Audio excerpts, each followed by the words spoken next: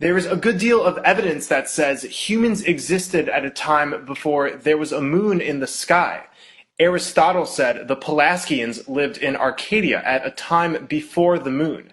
He called these people Proselenians, meaning those who lived before the moon. Anaxagoras and Democritus mentioned these same people as being before the moon, and so convinced were they of this fact that they had no problem relaying it as a part of their standard history lessons to their students of the time.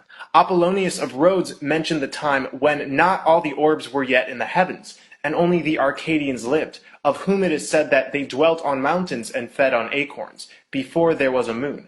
The ancient Illyrians were also Proselenians, whose records record a time before the moon. The 14th century Italian scientist Giordano Bruno echoes all of this. There are those who have believed that there was a certain time when the moon, which was believed to be younger than the sun, was not yet created. The Cordilleras believes there was a time with no moon, and they always to this day start their stories of ancient times with the phrase, "before the moon inhabited the night sky."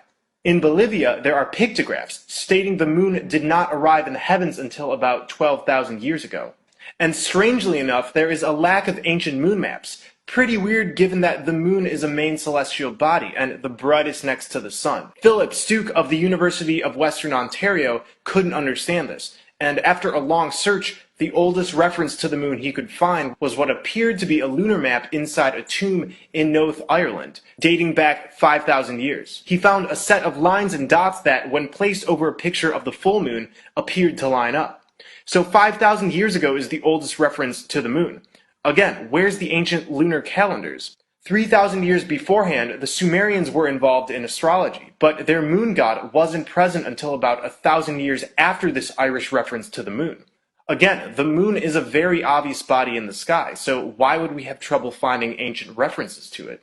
Well, because the moon wasn't always there. The moon displays a lot of strange characteristics that tell us this is not only a holographic projection, but one where strange activity is going on interdimensionally. The lunar wave has been shown by many YouTube channels. The lunar wave is a wave that crosses the entire moon consistently, like a constant loading sequence in a hologram.